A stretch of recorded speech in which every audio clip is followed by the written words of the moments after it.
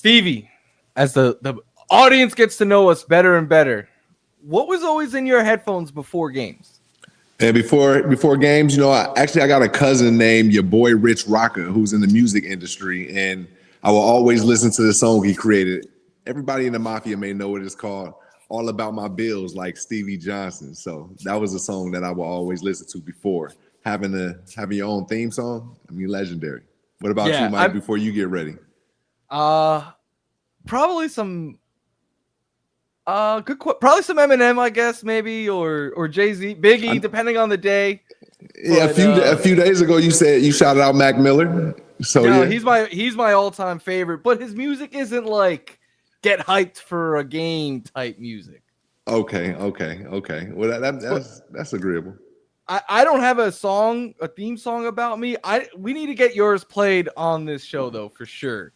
I know. I'm sure we should probably get my cuz to get on, man. We get a special interview with him and hear how he created it and became a phenomenon out there in Buffalo. We got to get that. We got to make that happen for sure. And before we talk some Bills Saints, Shane, hit it. Turn up your volume. Because you're about to listen to The Sick Podcast. Bills Banter with Stevie Johnson and Michael F. Florio. Fitzpatrick fires. Oh, caught! Steve Johnson! Touchdown, Buffalo! Why so serious? The sickest Buffalo Bills podcast. Allen will run it himself. He pumps. Got some daylight, hurdles to the end zone. It's gonna be sick. We won't bowl today. Let's talk football. Let's talk football. You sure? I mean, you're at the lanes. Yeah, I'm gonna take it easy. I don't want to brag. I got the spare the last time. I'm gonna take it easy this time. I'm gonna take it easy. Okay. Stevie, I'll just get right into it with this game. The 3-0 Bills against the 0-3 Saints. I know you can't count a team out, but how shocked would you be if the Bills aren't 4-0 after this one? Very shocked. I mean, you're going to have to come check on me, brother. If the Bills lose this game, you're going to have to come check on me because I'll probably be gone of shock. You won't expect the Saints to come into Buffalo and be the team to stop the undefeated streak. In order to win games like this against a team like this, you have to sustain drives. What did we see out of a Miami Dolphins team that we thought was going to just get ran over? They came out to Buffalo and they had a 16-play drive, Mike. That 16-play drive changed everything because it ultimately kept the Bills off the field for a few possessions. And that's what made the game not as much of a blowout as we wanted to or expected it to be. So going back to the New Orleans Saints, I don't believe they had the recipe or the comfort of playing against a Buffalo Bills team like the Miami Dolphins, an in-game rival, had against the Bills, So I would be in a lot of shock, brother. What about you? What's your take, bro? Yeah, if the Bills aren't 4-0 this week, something has gone terribly, terribly wrong. Like no disrespect to the Saints. They are a professional team. All those guys are paid a lot of money to do what they do. They're some of the best in the world at what they do. They don't have a Josh Allen or a James Cook or this defense. And I just think that they're two teams at different, right? Like the Saints are just entering what might be a couple year rebuild. Yeah. The Bills are in prime Super Bowl winning mode. So look, it's pretty interesting. It's pretty interesting because they have a good team too. When you look at the roster, their players are talented. Yeah. They're healthy. It's just like you called it. It's a rebuild right now, and they have to see it. With their identity. There's some pieces that they can keep on defense. They got leadership and Cam Jordan on the D-line. You have Justin Reed, who's the safety, who's a championship DNA from the Chiefs. You have players, and then you go on the offensive side, you got Alvin Kamara, who's a utility weapon at the strongest point, and then you have the speed on the outside. However, it's deceptive because the injuries, when you talk about the injuries, like one of their top receivers, Olave, whenever he get hit hard, it kind of sends a ripple effect through the team. Like, oh man, is our guy gonna be out for forever or just this game or again? it kind of is like the game within a game. So I'm looking for something big out of the Buffalo Bills defense to really stop the momentum of the Saints thinking that they can come in and get a victory. Like, yeah, and I do think that's a key point, right? Like the Saints have a lot of talent in the skill positions on offense. Like Chris Olave, I think is a very good wide receiver one in the NFL. I think Rashid Shaheed brings the speed like you were talking about. I like Juwan Shaheed a lot. Johnson is a chain mover at tight end. We know who Alvin Kamara is. The whole world knows who he is at this point. But at the quarterback position, they're extremely young. Spencer Rattler hasn't even played a full season yet as an NFL quarterback, so he's still really learning the ropes and his ups and downs. He's flashed some potential at times. He's flashed some, he's very much so developing. Whereas 17 is 17, Right. That's the thing I do want to ask you, Stevie. So in doing some prep for this game, I saw that the Saints create pressure at the lowest rate in the NFL so far this season, whereas the Bills give up pressure at the lowest rate in the NFL this season. So if you give Josh Allen that much time, how do you think this is a game where Allen is just putting up big numbers and he's picking apart this defense? Is this a James Cook game? Like, what do you think this looks like? Are you basically telling me to start lighting my sweet victory cigar? There's only one way to celebrate, and that's with the cigar mafia. And Stevie's already celebrating. Look, hey, I'm already about to get the spark in this sweet victory. I don't want to disrespect them, man. Look, the Saints are great. Yeah, arms in that, like smoke detectors in there. Yeah, oh no, we good. We in the alley. Anything goes. I'm the boss here. Mikasa Sukasa. If you want to come through, let me know. But yeah, sure, man, I'll take you up on that. Yeah, and I'm undefeated on these lanes too, just like the Bills undefeated at home. So I'm expecting the same thing. You feel me? The Saints are I mean, they're young, because the quarterback is an extension of that offensive line. And the offensive line, I'm not going to say they're top tier. They're learning how to be a unit, and that goes along with the quarterback learning how to control a unit. And yeah, they're going to come out and they're going to compete. I'm looking for what's going to be that play that's going to take the wind out of the sails. I'm already expecting to win. Yes, I'm going to say it straight up. But the interesting thing now is what's going to be that play, or who's going to be that player that's going to, put their mark on this game. And that's what I'm looking forward to seeing. It's funny because through 3 games, we've seen one where Josh Allen had to put the cape on and go Superman mode. Week 2 against the Jets, he didn't even throw a touchdown or 150 yards. Like, he didn't have to do anything. Week 3, Allen, he was a game manager, I would say, right? Like, he wasn't airing it out. He was just going through the progressions, getting the ball where he has to be. Which version of the Bills offense do you think we get this week? Oh, man, you know what? I hope we'll see how it goes. I feel like we're going to get it's not going to be like week 1. It'll be like week 1 early when he was hitting Keon. It was looking like we was getting it out to Josh. I think we're going to have one of those games with the receivers in the skill group, because when I look back, as I'm thinking about the New Orleans Saints defense, they're catchers. Again, they're catchers. So what that means is like similar to flag football. They're going to give up that cushion or give up those yards so our players can catch it and possibly get more. So I believe it's going to be one of those games where he's in control. It's not going to be so much pressure on him. And again, he might hit another 10 different players this game is what I'm expecting. Yeah, and so you obviously big Bills guy, but also a big fantasy guy. And like Josh, James Cook, those are must plays. But the receivers, I'm a little bit hesitant on, because I think exactly that. I don't think it's a game where I think if Josh won, I joked with my wife this week because she has Josh Allen on her fantasy team. And I was like, if Josh wants to throw 8 touchdowns this week, I think Josh could. But I don't think the Bills are going to play that way. So I'm a little bit, I think it might be a second half, Stevie, where we don't see Josh in the fourth quarter. We don't see James Cook in the fourth quarter. Like the second unit is out there getting their reps in and stuff. And I know it. I hope that's sounds, what it is.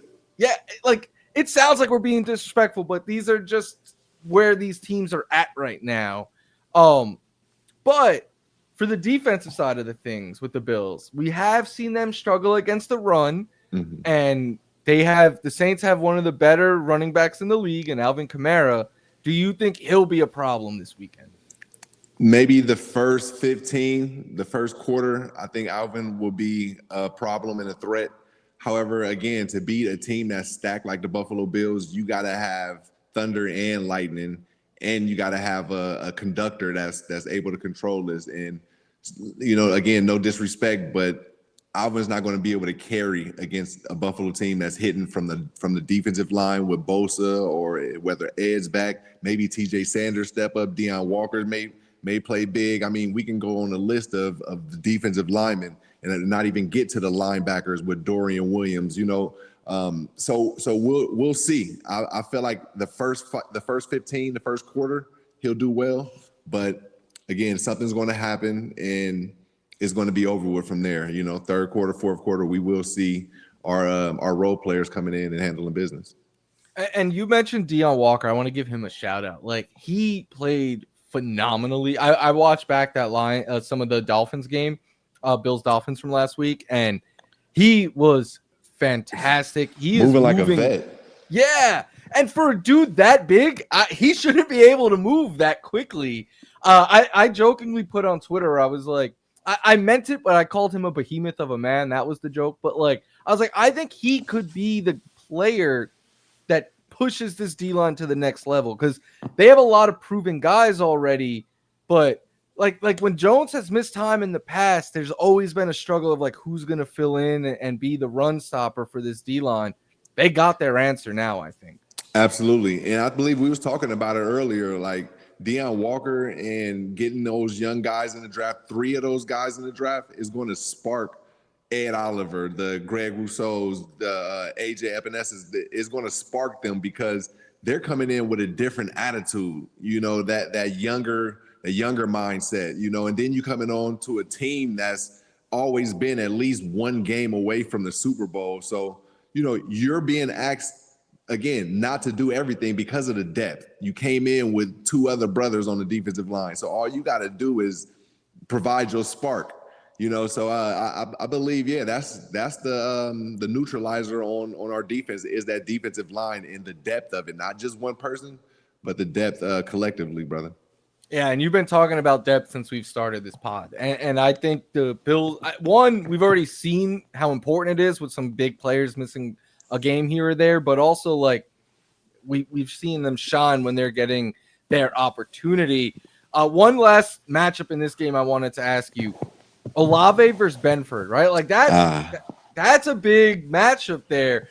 Do you think Benford wins out in this one? And do you think going against the speed that the Dolphins have will help prepare him for the speed that Olave has? Yes, absolutely. And again, like how we said, the Ravens game prepared the Bills for that Jets running game. The Miami Dolphins game is now, like we said, that was going to be an aerial attack team. And they showed that with the speed and, the separation that they had. It set us up perfect for the New Orleans Saints, who is an aerial attack type of team, whether you're using Alvin out the backfield to catch passes or you're using your speed with Rashid Shaheed and Chris Olave.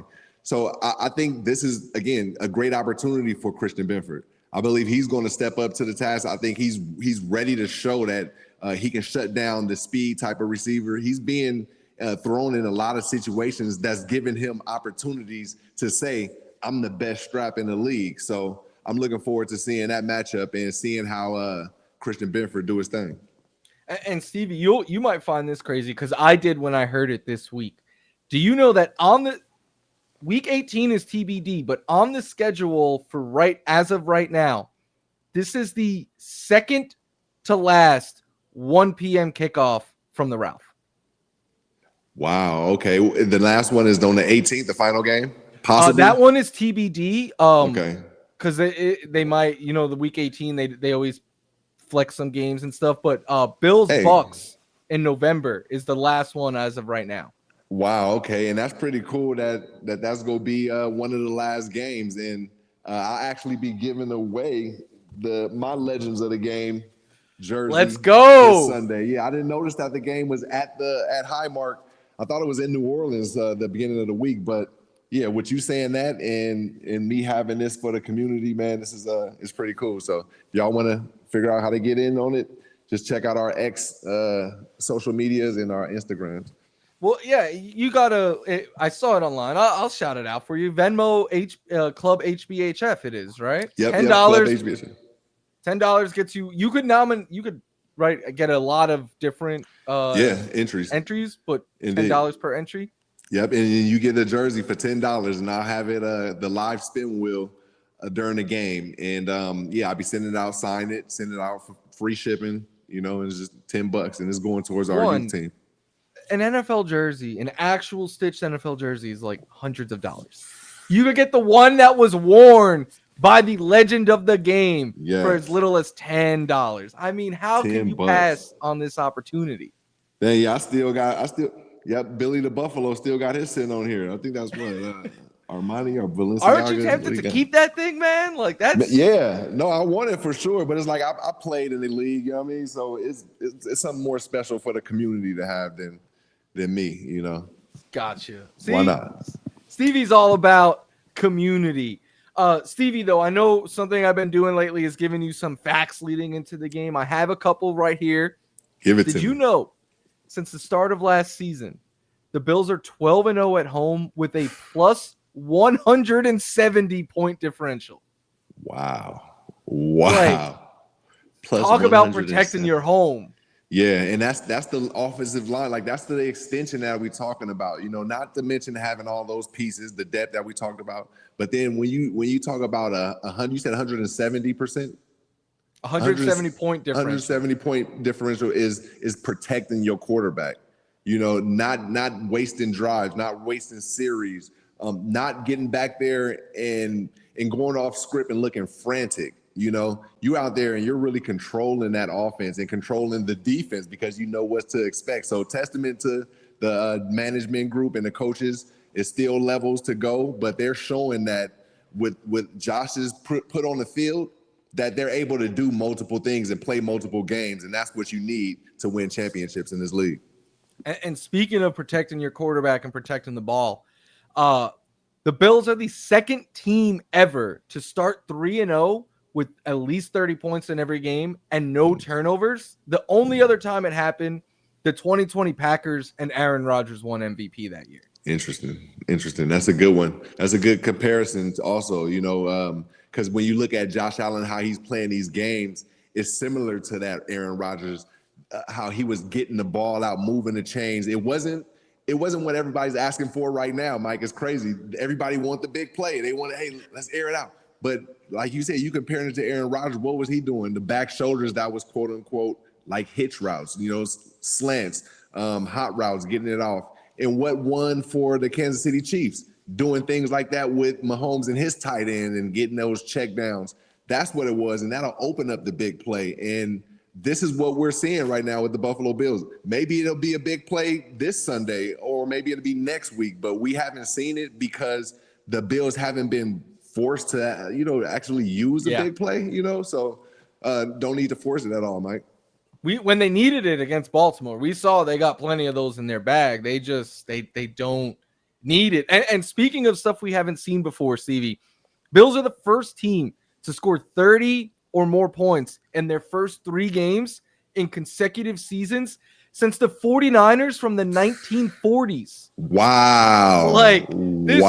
Since the Super Bowl's become a thing, no team has done this. Yo, that's amazing, man. That is amazing. Like, we was just talking with my partners about how, Josh is having to do things that nobody's ever done in order for teams to win. And it's like, well, that's pretty cool, right? So it's like, that's not even a knock, and if they're saying that, then that's a good thing to say because you're entertaining, because you're getting the W's, so that's pretty great. That's great right there.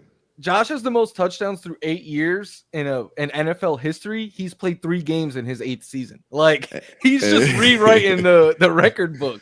Yeah. So what do you think? Do you think he's the greatest Buffalo Bill now, or does he still have to win a Super Bowl or get to a Super Bowl? You tell me yours. I'll tell you mine. I think people might make the case for Jim Kelly, but in my opinion, I think Josh Allen is the most talented player the Bills have ever had, except for you, of course. Oh, thanks. Hey, thank you. You don't have to. I paid him to say that, guys. Hey, anytime you talk about football or players, you got to add me. Hey, so thank you.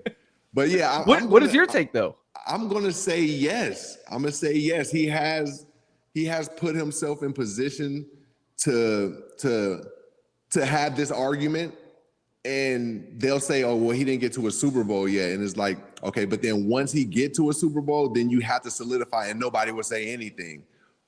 What's the only thing that they will say? Well, he got to get to 3 more to be on Jim Kelly's level. And that is true, but it's also kind of skewed because the game is different. And what Jim Kelly was doing at his time was the first of his somewhat of his kind, running that K-gun offense, the no huddle, getting his not quarterback, his running back involved, which got Thurman Thomas an MVP during that time. Those was things that the league didn't see. So, he's rewriting it, and I think it's supposed to be like that. The young is supposed to learn from the guys before, and Josh he's just a testament of that. So I think it's respect. Yeah, and look, if Josh wins a Super Bowl, I think he leaves the conversation of is he the greatest Bill of all time, and I think he enters is he one of the greatest quarterbacks of all time conversation. Because talent wise, I think, and I won't be biased, I'll say Josh and Lamar. I think they are doing things that they are the only 2 people to ever play football that can do. Like what they do with their legs and their arm and the strength of it. Like Mahomes can do it, but not the running to the level of Josh and Lamar. Okay, not to. Well, I mean, he's still in there though. You saying right? Yeah. I think right now Mahomes is probably his competition is Brady, I think. Okay, yeah, I like that. I like that he's still in there. So now let's go to who I believe is going to be the MVP, Jalen Hurts. Okay. Everybody talk about Jalen Hurts. Oh, he's not doing enough for the team. He's got this person, he's got that person, and it's like, I mean, Josh Allen got James Cook. He's got 2 tight ends. He's got great deep offensive line. He's got talented receivers in Khalil Shakir. So it's like he still won MVP. Hurts is managing games, and he's winning these games against big-time players and teams. How could he not be up for MVP ever? That's what I think he's going to be in the conversation. I think right now, look, we're not even a month in, but to me, the MVP race, I think Lamar and Josh are clearly in it again. Jalen Hurts. And then I'm going to put 2 names that maybe, I think Justin Herbert and Baker Mayfield deserve some love as well. Yeah, that's good for them for right now. I think Herbert will last longer than Baker Mayfield. Lamar Jackson, he's always going to be in consideration. They need wins. Yeah, I can't see it happening. I can't see it happening right now. I feel like Jalen Hurts is the front. I mean, obviously, Josh Allen is the front runner with an undefeated team and how he's winning. And obviously, they see the evolution of Josh not forcing it. You know what this is setting up for, right?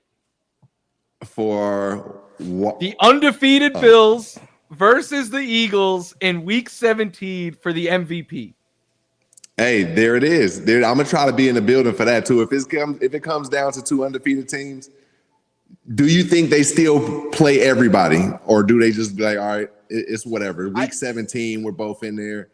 I will say, if the Eagles are undefeated, then Hurts is going to win the MVP because they play the Packers, they play the Lions, the Chargers. Their schedule is much harder than the Bills. Got to, man. It got to. If they're undefeated going into the second last game of the year and they sat their players, I think the NFL would write to them and be like, you have to play these guys. This is going to be the most watched game of all time. Like, you need their starters out there. And that'd be cool. I want that to happen. And I want them to not play their starters maybe. And then, hey, get ready for playoffs and we'll meet you in the Super Bowl. You know, that would be an amazing troll job. They go undefeated, and in Week 17, they sit the starters and be like, well, you didn't beat Josh. Like, right, exactly. And it just set the stage for that playoff run. That'll be something wicked. Get out there early. Yeah, I mean, look, I know we're getting ahead of ourselves, but if the Bills run the table like we and you think they can, I think Josh wins the MVP again. Yeah. Other than Jalen, who I'm going out there and saying, I believe Josh is definitely in the driver's seat for MVP. Can't really argue it at all. Look, I know we're a Bills podcast, but the Ravens and Chiefs are 1-2, and they play each other one of them is going to be 1-3. Yeah. That and the Bills already have a game in hand on Baltimore. They play the Chiefs, could get a game in hand then. Like, everything is coming up Bills right now. Yeah, it's looking good in there in Baltimore. Kansas City's in Baltimore. I definitely want Kansas City to lose, being the Bills guy. I want to see them lose just because you never know. They can come into the playoffs freaking 1-15 if they could, and I'm still going to be like, yo, they're a threat, bro. In playoffs, they're a threat. So until they're completely out of it, that's still our number one enemies. I've mentioned it on this pod before. Like, my fear is that they trade for Tyreek Hill, get in as a wild card seed, and then the Bills have to run into that. Like, please, Dolphins, if you're listening, send him anywhere but there. Yo, like, if Jerry Jones can send Micah Parsons to a team in the division, like, anything is possible. And I'm just waiting to see when it happens. Up Tyreek Hill to the Chiefs. If the Dolphins blow it up, I think Bean should be on the phone, because if you could add that kind of speed to this offense and keep it away from those other teams, it's worth it, I think. Yeah, absolutely, fam. But Stevie, I think it's time for our favorite segment. Oh yeah, let's get to it. Hey, you know what, Shane, hit it. Why so serious? Hey, Mike, look, this Why So Serious is literally a Why So Serious. Like, I was on X, I was just surfing, and I saw something that said the New Orleans Saints they had a team meeting, went out to Seattle early. They was focused and locked in. I was like, okay, yeah, I want to see what this look like. I want to see what it do. They looking nice, their uniforms, and they ended up getting beat 40-3.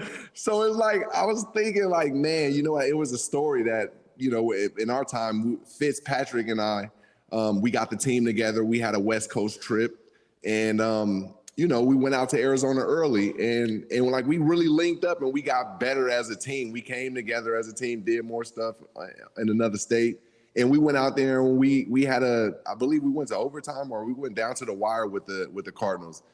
I believe we might have won by a field goal, but that's what I had in mind when I heard that, they went out there early. I was like, oh man, I remember those times. And then when I seen the game play out, I was like, why so serious, bro? What just happened? So yeah, man, that's our Why So Serious segment of the week. And why so serious, man? Hey, I won't lie. When you sent that text, I started cracking up laughing because look, we always say like no disrespect and stuff on this show, but as a former player, you're very big on like giving guys their flowers and showing them respect and stuff like that. And when you were like, how is it 40-3? Like, man, there's and no y'all went there early though. Like, what was y'all talking about in the meeting? What was going on? And then y'all got out there a few days early. Was y'all just at the fish market enjoying the time? Like, what happened? What happened? Y'all better than that, and I know they are. I know they're guys. Do you think they're gonna come out angry now because of that, or is that just one of those like? Yeah, I mean, they're gonna come out angry for the rest of the season. I feel like they got good. Like I said, they got great leadership over there. Guys like Cam Jordan, like he's a consensus player of the year, man of the year type of guy. So it's not like they're giving up out there. I was just confused at how they handled the players meeting and then went out there early, and then you were still sleeping in the game. So they're going to come out fired up and angry. But again, like, who knows? Maybe I missed a hit in the game that threw the aura off of the team, because like we talked about early, those things matter in the mindset of players. When you have a player, again, I don't want to keep pointing out Olave, but he's suspect to getting hit. And when that happened, it kind of take the wind out of your teammates, and because you don't want to be that person, or you don't want to see them in that situation. But that's football. It's going to happen more times than not, and I'm looking to see who's going to lay that hit this game and take the wind out of the Saints.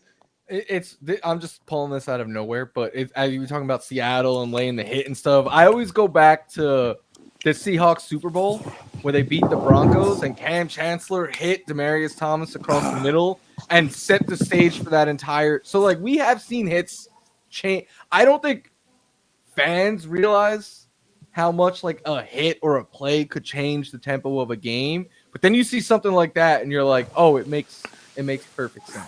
Yeah, that's why I really love the Bills as a overall team. Their special teams is coming along, and the new rules, it kind of took that momentum for a special team to make one hit and get that energy and that momentum. But when you still have a team that's within the game, when I say that is maybe they're just racing to get down there. Who's the fastest? They take pride in being on the special teams, and I see guys that's on the Buffalo Bills that take pride in being on that special teams because once it was one of them things where nobody wanted to be on there. So that's the game within the game. And I will say I would be shocked if I saw 40-3 this week because one, you don't expect that to happen again, but two, even if the Bills are in that kind of position, they don't tend to be the team that runs up the scoreboard, right? At 30-3, we would see them get, which makes that point differential that much crazier because there's so many games where they could pile on if they want, and they choose not to. Yeah, I'm thinking 34-10, maybe 34-13. Okay. Yeah, maybe 34-10 I go with. 34-10, is it close early or is it just Bills kick the door open from the start? Yeah, they kick the door open. I think the Saints will come out and probably get 3. Maybe they'll get 6 with a Shaheed bomb. But I feel like that's going to be the end of it. That'll be like the wake-up call, snap out of it for the Bills, and something may happen, and they'll apply a lot of pressure on a young QB and go from there as far as taking over the game. Do you think James Cook scores a touchdown? Yes. I think he scores. I wanted to say 2 touchdowns. I'm going to just go for you. I'm going to say James Cook would score 2 touchdowns. I'll split it up, a passing one and a running one, because I thought it would be just one. Yeah. He would set, with a rushing touchdown this week, he would set the Bills' franchise record with 8 consecutive games with a rushing touchdown. Oh, yeah. Oh, that's pretty cool, man. I remember I was on the pace doing that, and it was cool at talking to Fitz, like, Fitz, hey, I may be on pace to get, like, it was like 4 or 5 consecutive catches, touchdown catches. And, it's like that's the fun of being on a team like this when you're setting records or when you're getting these wins. The Bills right now have the benefit and the love of getting dubs and setting records while doing it. We was learning, or we was figuring out how to get dubs, you know what I'm saying? And we were setting records. So it was pretty cool at the same time also. But to hear that, I definitely feel like he's going to get in the end zone. He might for sure get 2 rushing touchdowns this game then. So you players, right? Like, because I know you're all about wins at the end of the day, but you guys go into these games knowing like I'm this far away from this record, or like sometimes. Okay. Yeah, sometimes, because like we'll have interviews and then reporters would tell us, and I'd be like, oh, I didn't even know that, Like when I became the first to get 3,000-yard seasons back to back, I didn't know that. I didn't even like man, we had Andre Reed here, we had Eric Mose, Peerless Price, we had BB. I mean, we had all these guys. Like, what? I was the first one to get 1,000 yards, and I need how much for this Jets game? Oh, okay. I didn't know until that the final Jets game that we played. That's why when I made that out and up and I got that catch, and I was just like thank God to it, because it's like that's crazy. A 7th rounder to get this feat with all these greats that was on this roster, and that was pretty cool. But nowadays, I'm sure players know how involved they are on the outside, on the media and stuff. Back then, I'm telling you, it was just I'm trying to get a win so that the culture can change. I'm just trying to show off and have fun and let them know like Buffalo is here. We about that too. And that was it. We've seen a couple of examples. Like last year, CMC was like he needed a rushing touchdown to set the all-time record, I think it was, and they just force-fed him. You see it every year, the final game or two with incentives. But for you in that record, I think to this day, you and Steph Diggs are the only Bills receivers to ever do that.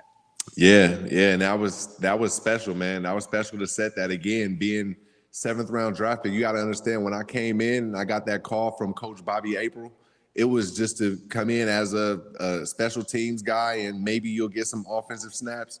But, when you got to grind and you got to get it out the mud and really figure out your way, because this may be the only way, you do things like utilize basketball skills on the football field.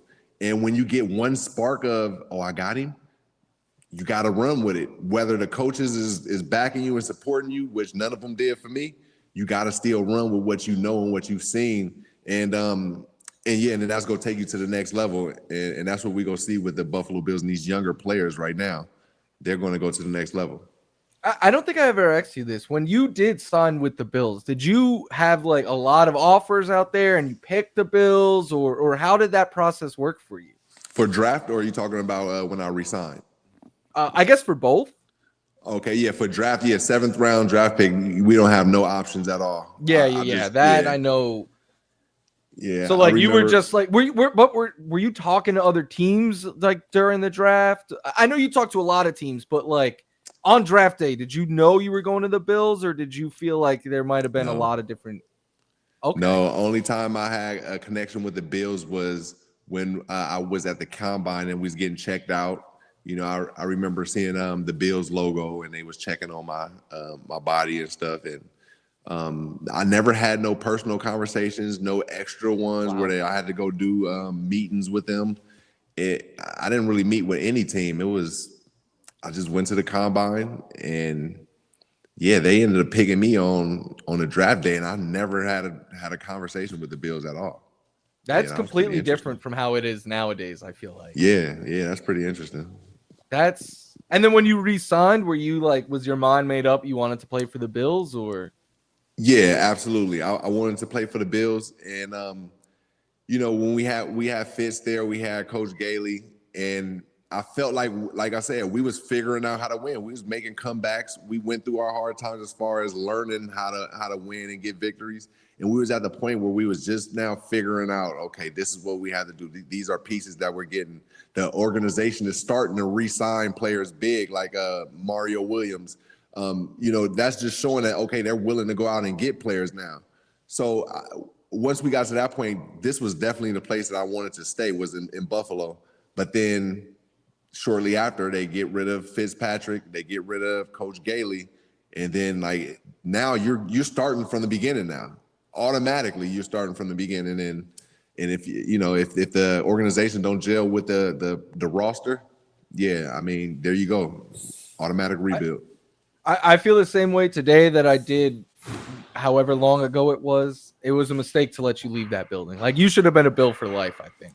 Man, yeah, I definitely felt that way. I felt like even a restructured conversation would have been excellent. I was Bills through and through. It was dope. And I say this as a person who was a huge Bills fan back then as well. It was cool to see you go places where like you were in the hunt for the playoffs and stuff like that and get that opportunity. But I was always sad. I was like, man, like their team was our guy, and you let him just leave the building. Yeah, and then you see how that coach ended up leaving the building just out of nowhere. So it's like, y'all signed this guy, y'all chose him over what y'all seen us putting the work in. He got rid of Fitz, Coach Gailey, a mastermind. God about that. Like, it was. Yeah, he just quit. They made the wrong choice, and I think they know it now. He's not getting invited to be the legend in the game. I could tell you that much. Yeah, for real, man. That's crazy. That's crazy. But that was a different management team, so. Yeah, it's understandable when some guys be like, "Nah, I don't mess with that team no more." You got to understand also, ex-player. That was a different management group. Can't hit them. It can't be golden on all of them. Yeah, the new management made right. They show you love, and that's awesome. Shout out to your dog in the background. And speaking of dogs, the Bills aren't the only 3-0 team on this podcast. Get Open Dogs is 3-0 in fantasy. So shout out to you, Stevie, the only undefeated team in the league left. Yeah, hey man, and look, it's special, man. Look, I gotta represent for the former players that's playing fantasy football. I told you I'm a problem, and then I got my notes from you, Mike. This our third season. I've been watching how you get down and how you set your roster, and I watch you on your show, so I know who to pick. You feel me? So I gotta represent. The gods gotta represent. Get open, dogs. I will say though, I think your MVP so far, and that was all you, was Keenan Allen. Yeah, look, he's sitting at a comfortable 13 points projected. You know, they get 16 every game. Yeah, they was disrespecting with single digits. But I got a tough task though. Lady Margot, you already know she 2-1. She got Jalen Hurts, a quarterback now we was just talking about. Devontae Adams, Justin Jefferson. What do you think about that situation with Justin Jefferson? Him having a rookie quarterback, does that affect his fantasy stock or what? I will be completely honest. Coming into the year, I was like, no, because we've seen him do it with Kirk Cousins, obviously, is the one that comes to mind, but Nick Mullins and Josh Dobbs and Sam Darnold, it didn't matter, right? Like, he was putting up his numbers, but he hasn't had a Jefferson game like so far with McCarthy or Wentz, so starting to get a little bit worried there. Yeah. He'll be fine, but he might not be the top 2 or 3 receiver you took him to be. Makes sense. And look, that's a perspective that I want people to understand. Okay, with McCarthy, he's a young player. Everybody know he's talented. However, he's got to get in more experience, plays and things to happen for him to jump to that next level of just letting it fly like Kirk Cousins. You know, Kirk Cousins, when he first started off, it was difficult for him too. But he got through all those situations, so now he know I'm gonna line up. I'm gonna hit you, Jettas. I'm gonna hit you on here. You know what I mean? Be ready for this. And that's what we're dealing with the Bills versus Saints. You know, a quarterback that's learning right now how to win, how to be in situations, is learning how to adapt to moving defenses and how his players is going to adapt. So you know, you can't say that they're going to beat a team that's in contention for a Super Bowl. So it's just, it is what it is at the end of the day, Mike. Yeah, and we get football all day Sunday with the Dublin game kicking off. Justin Jefferson will be playing in that. So Get Open Dogs is going to have a long day Sunday. But looking to stay undefeated. Do you light up one of those cigar mafias after each fantasy win and each Bills win? Because you're going to be going through them like crazy. Hey, man, I change the weather in here all the time. All these sweet victories, man, it get cloudy. It get cloudy in the alley. Cloudy in the alley is amazing. Yeah, man. Look, it's wild. It's wicked. It's wicked. But I love it, though. Stevie, I'm going to, no pressure. I'm going to put it up to you. We're about to say goodbye. Do you want to try to throw a strike or do you want to save that for another show? No, we gonna save it. We gonna save it for another show. They gotta come in here and leave their comments and suggestions and whatever, man. And what they think I'm gonna hit, because I'm only gonna do it one. I'm gonna do only one throw. Well, one throw is gonna be 2 basically if I don't hit the strike on the first one. But they can leave what do they think is gonna happen, and then when I make it happen, we'll pick a winner and I'll send them some gifts or something. You know. Let's ask you. What do you think you're gonna do? I'll probably go with another spare. I'm not gonna lie. I expected you to say strike. Yeah, I know. I'm gonna be humble. I'm gonna be humble because I wanted to strike bad early and it didn't happen. So you know, I'm gonna be humble right now and I'm gonna call a spare. I like to imagine that you were in that alley all week just practicing. Like, I will be. Hey, look. I mean, you want to know how old I am, Stevie? I'm pull your hamstring old in slow pitch softball. So bowling might be the game I need to adjust to now. Facts. Hey, let's get it started again. Remember, we had a Bills Banter celebrity bowling off. Tell me when. I'll be there. Yep. We on. That's gonna do it for us today. We're expecting 4-0 at the end of this week. If not, next week will be must watch because it'll just be me and Stevie crashing out, I think. But I think we're expecting to light a couple of cigars this Sunday. So shout out to the Bills. Stevie, anything you want to say before we say goodbye? Man, look, again, handle business, have fun, and repeat. This has been Bills Banter on the Sick Podcast. Make sure y'all stay tuned for next week's episodes. Peace. And that's a wrap. Hope you don't miss us too much until next time. Follow the Sick Podcast Bills Banter on YouTube, Instagram, Facebook, Google Play, and Apple Podcasts.